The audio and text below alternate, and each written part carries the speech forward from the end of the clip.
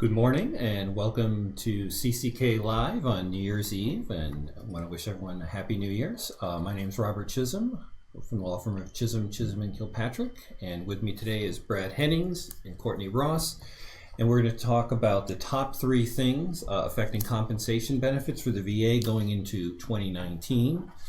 And it's not going to be a long Facebook Live today, but if you have any questions, please reach out to us on Facebook. Also visit us at cck-law.com, and we can always answer your questions after this is over. So without further ado, I think the number one thing that is on everyone's mind is not only affecting VA, but affecting the government generally, and that's the government shutdown, Brad. So what are your thoughts about the government shutdown and how it affects, if at all, VA? Well, there's good news and there's bad news as it relates to the VA. And veterans benefits. The good news is that the VA is fully funded, and what that means is that all the VA employees are going about their regular business. It has not been shut down. So at the hospitals, and most importantly on the benefit side, everyone is processing claims. They're paying benefits both on a continuing basis and a retroactive basis. So it really should be somewhat seamless as it relates to the VA itself. There are some questions as to the Treasury, because the Treasury is affected by the government shutdown, but we have not seen any issues relating to veterans and their benefits in our practice so far. So as far as we know, our clients' awards are being processed. Clients who are currently receiving benefits are receiving benefits. So that process has not generally been affected as far as we know. Correct. And in a bit of gallows humor, I'm sure that the traffic in the Washington, D.C. area is down for all those VA employees that are trying to commute in every day. Okay. So as I understand it, they're fully funded for fiscal year 2019, and their fiscal year ends the end of September 2019. So as far as we know, they should be okay till then. That's right. No matter what else happens with these negotiations that are ongoing between the Congress and the President, VA is fully funded through the end of September 2019. Okay. So that's topic one. I want to move on to topic two, which is a big one for VA, and that's appeals reform. We believe that appeals reform will go into effect sometime mid-February, as we understand it, 2019, and that's going to be a dramatic change in the way VA processes appeals. So, Courtney, do you want to give a little background on the reason for appeals reform? Then we can talk about some of the challenges and some of the hopes, frankly, of this. So Congress passed appeals reform back in August 2017, and as Robert said, it's scheduled to take effect, we think, in mid-February of 2019. The intent behind the law was to make the procedural process and how VA is able to adjudicate claims a bit more efficient and help claims move through the systems a lot quicker than they do now, because VA has a lot of claims and they're currently backlogged in the current system. So while that's the intent behind the law, I think that us as advocates do have some concerns about how it will work once it's actually implemented. It drastically changes the procedural process. So under the current system, there's one path that all appeals take. Under the new system, once it goes into effect, when a veteran receives a rating decision and they want to appeal it, there'll be three different options that they can choose for moving forward with their appeal. So if I can stop you right there, under the current system, what they're now going to be calling the legacy appeals, that's what they've been renamed, there is a backlog of those cases presently. Correct. And depending on what information you look at, that backlog could be anywhere from like 350,000 to maybe 450,000 appeals that are pending in that system. And it was basically a two-step appeal process to get the case through to the board. But under appeals reform, and once that goes into effect, once a veteran receives a rating decision, let's say it goes into effect on February 14th, 2019, if a veteran receives a decision on March 1st, 2019, they won't have the option to go into legacy. Their only option will be this new 3-lane process. Correct, yep. And so how does a veteran decide which lane to go into? So there's 3 different lanes, and as a veteran or an advocate representing a veteran, you want to carefully consider where your case is at in determining which lane fits best. So The higher level review lane is one option. In this lane, once you select and opt into that lane, you're not able to submit any additional evidence. Also, the duty to assist no longer applies in that lane. So you really want to only submit cases into that lane if you consider it fully developed already and you've done all the work that you want to do and you think VA should be ready to make a decision on this case. Then you have the supplemental claim lane that you can opt into as well. And in this lane, you can submit additional evidence in a veteran's case, new and relevant evidence. At that point, the VA will make a decision. And again, it's somebody within the regional office that's still making that decision in the higher level review lane and the supplemental claim lane.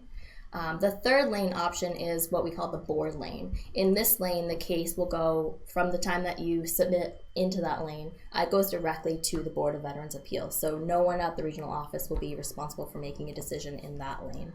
And you have, to make things more complicated, if you select the board lane, you have 3 different options that you can choose in the board lane itself. There's an evidence lane that will allow you to submit additional evidence to the board before the board makes their decision. There's a hearing lane where you can select a hearing and again submit additional evidence. Or there's a docket lane, in which case your case will be docketed and you cannot submit any additional evidence once you opt into that lane. So it does sound complicated. Yes. And people are going to have to be very selective about which lane they go into, why they go into a particular lane. And we really don't know at this time how this is all going to work out. Because, Brad, one of the things that appeals reform promises is that the new rating decisions made will inform the veteran of what piece of evidence is missing in order to win the claim. That's right.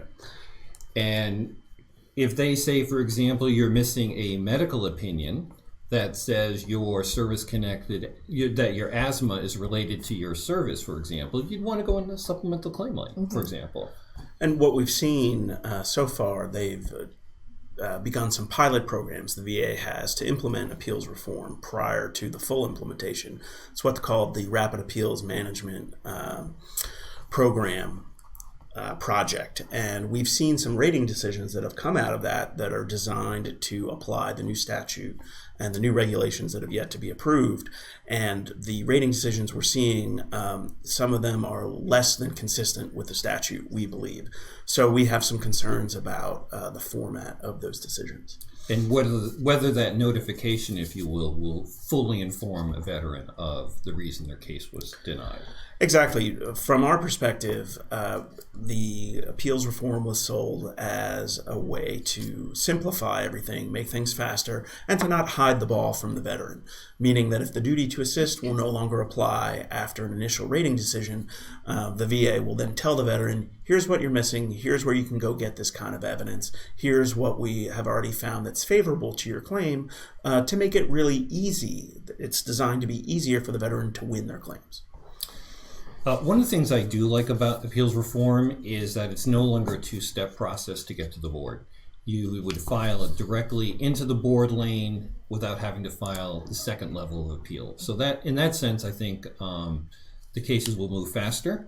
And if I understand correctly, if you go into the board lane and you don't submit any additional evidence and you don't request a hearing, they're promising, for lack of a better word, to make a decision within a year.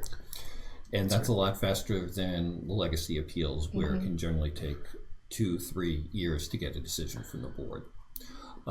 So welcome again. This is Chisholm, and Kilpatrick. We're live talking about the 3 top issues facing VA on the compensation and benefit side for 2019. If you have any questions, please reach out to us on Facebook and we'll try and answer your questions, or reach out to us later at cck-law.com and we can also try and answer your questions. Anything else that we want to cover on appeals reform at the moment? I would just mention that so now in legacy, veterans can submit evidence really all the way up to the date of a board decision, and that's going to be different in appeals reform once you opt a case into a specific board lane. So I think that'll be really important for veterans and advocates to pay close attention to, because that's really different from what we can do now. And I think that's a really good point because you want to submit the evidence in support of your claim as early in the process as possible. And that's really a big game changer, I think, for appeals reform and how VA adjudicates these claims going forward. Okay, the last big area, and really kind of a shocking development, I think, is that the Supreme Court is going to decide two cases from the VA world, the Gray case and the Kisor case. And since judicial appeals were first implemented with the VJRA, the Veterans Judicial Review Act of 1988, I think there's only been 4 cases since 1988. And this past term, this current Supreme Court term, they took 2 cases. So that's shocking for us that are involved in this world in a good way. So the first case, Brad, is the Gray case. And Gray involves a Vietnam-era veteran who served in the waters offshore Vietnam, but whose naval vessel went into one of the inner harbors. I believe it was Da Nang, if I'm not mistaken. And what's the issue there? So the issue is that the VA made a determination in its M21-1 manual saying that the harbor did not meet the test for what they call an inland waterway. There's a difference between being boots on the ground or in an inland waterway, which is what they call the brown water, which are the rivers within the landmass of Vietnam, and then what they call the blue water veterans, who are the veterans who served in the Navy out in the ocean. Now, there was at one point some question as to whether the bays and the harbors of Vietnam, whether they were included in the presumption. So the VA changed or adjusted their interpretation in their M21-1 manual and said, no, these harbors are explicitly excluded, and then explained why. So someone challenged this decision directly to the U.S. Court of Appeals for the Federal Circuit and said that's incorrect, that the VA doesn't have the power to do that through its M21-1 manual. It should have done it through what they call notice and comment rulemaking, through a regulation. And the Federal Circuit held that it lacked jurisdiction, which means that it said, we don't have any power to decide this question. We can't review these VA interpretive rules because they were in the M21. And this is a big deal in the sense that, first of all, we're talking about the Agent Orange presumption in this particular case. But if the VA changes its interpretation of something through the M21 provision, it can do it on the fly, day to day, so to speak. Right, in real time. And if they do it through a regulation, a person can go directly challenge that in the Federal Circuit and doesn't have to go through the entire appellate process. It's like an express lane, if you will. Correct. So if they make a bad rule for veterans, and that's what we think this is in essence, if we're being frank, there's the Federal Circuit saying, no, we can't touch that. That's beyond our purview. And the reason that that's a big issue is because if that's the case and the Federal Circuit and the VA are right, they can engage in all sorts of rulemaking through the M21 that it would be impossible to challenge except for years down the road with lots of litigation. And so this is incredibly important to be able to determine what those M21 rules are and whether they can be challenged depending on what they do directly at the Federal Circuit. And so that's the first case that the Supreme Court took from the Federal Circuit. The second case is a case called Kisor. And in Kisor, the veteran was asking for an earlier effective date for his claim for benefits. The VA awarded this date, and the veteran said, nope, I want it to go back to a date further back in time. And that involved the interpretation of a regulation. But it's bigger than that, because in this particular case, the Federal Circuit said, look, the way we see it is both the veteran's argument as to what the regulation means and the VA's interpretation of what the regulation means are sort of an equal weight. But we're going to defer to the VA because that's what this case called Auer, A-U-E-R, tells us to do. And so it's a deference question. Should the court defer to the VA's interpretation? And so that's the overview. Why is this important? So the reason this is important is because the Auer case, which Robert mentioned, along with another case called Seminole Rock, are seminal cases in administrative law. And when we say administrative law, we're not talking about just the VA. We're talking about all the federal agencies that exist out there, the EPA, the Department of the Treasury, the Department of Transportation, Department of Labor, just to give you an example.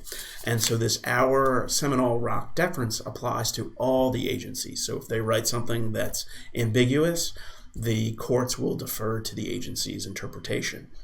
The problem with that is the argument is that if you get to choose that you can,